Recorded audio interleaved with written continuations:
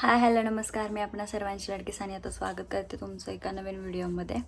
आज अशा गोष्टी सांगणार आहे ज्या तुम्हाला तुमच्या आयुष्यात खरंच उपयोगी ठरतील आणि व्हिडिओ शेवटपर्यंत बघा, स्किप करू नका. आणि ज्यांनी सबस्क्राईब केलं नसेल तर त्यांनी लवकरात लवकर जाऊन सबस्क्राईब करा. तर मी अशी एक गोष्ट सांगते जी मुलींना खास तुमच्यासाठी सांगेन की तुमची स्वतःची काळजी नक्कीच घ्या, कारण याच्या युगात मुलींच्यावर खूप वाईट नजर आहेत लोकांच्या. आपण जरी चांगलं असलं तरी समोरची नजर ही वाईटच असते, कारण चांगल्या नजरेने बघणारी माणसं ही खूप कमी आहेत. आणि म्हणायला गेलं तर सांगेन की एक अनुभव आला होता मला, जो की परवा दिवशीचा आहे.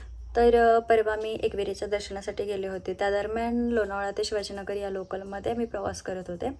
संध्याकाळची वेळ होती आणि बरेचसे लोकं जे की कामावरून सुटून घरी निघाले होते. तर अशाच 2 व्यक्ती माझ्या समोर बसलेल्या आणि खूप वाईट नजरेने बघत होत्या, एकटक बघत होत्या. मला जरासं ते ऑब्झर्व झालं. तर खरंच मुलींनो, अशा वाईट नजरा तुमच्यावर पडत असतील. रोज तुम्ही प्रवास करता, मी तर 1 दिवस प्रवास केला, पण तुम्ही रोज त्या लोकलमध्ये किंवा म्हणा मेट्रोमध्ये प्रवास करीत असाल तर अशा लोकांपासून सावध राहा की ती लोकं तुम्हाला वाईट नजरेने बघतात. म्हणजे तुम्ही त्या गोष्टीला बळी पडू नका. आणि खरं सांगायला गेलं तर मुलींची सुरक्षता खूप गरजेची आहे. आजच्या युगात आपण बघत आहे की काय गोष्टी घडतात, काय गोष्टी घडत नाहीत. तर संध्याकाळची वेळ असल्यावर तर नक्कीच मुलींसाठी ते भीतीदायकच आहे म्हणायला गेलं तर.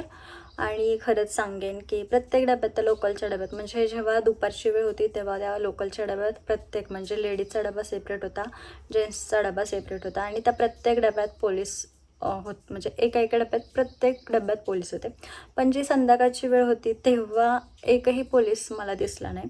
आणि म्हणायला गेलं तर संध्याकाळची वेळ खरंच ही वाईट आहे आणि भीतीदायक आहे. तर संध्याकाळच्या वेळेस खरंच तिथं पोलीस असणं गरजेचं होतं. आणि त्यावेळी लेडीजचा आणि जेंट्सचा सेपरेट डबा नव्हता, सगळे एकत्रच होते. आणि त्यामुळं मुलींसाठी ती वेळ आणि तो टाईम खरं म्हणजे असं नाही आहे की मुलींना रात्रीचा प्रवास करणं गरजेचं नाही आहे, पण एखाद्या वेळेस अडचण असली, ट्रेन नाही भेटली तर करावा लागतो. सो त्यामुळं मुलींना स्वतःची काळजी घ्या, अशा लोकांपासून सावध राहा आणि आपला हा प्रवास सुरक्षित कसा होईल याच्याकडे लक्ष द्या. आणि खरंच म्हणायला गेलं तर हा एक छोटासा माझा अनुभव होता, जो की मी तुमच्याशी शेअर केला. तर नक्कीच स्वतःची काळजी घ्या. जसं की माझ्यासोबत घडलं आहे की तसं तुमच्यासोबतही घडू शकतं.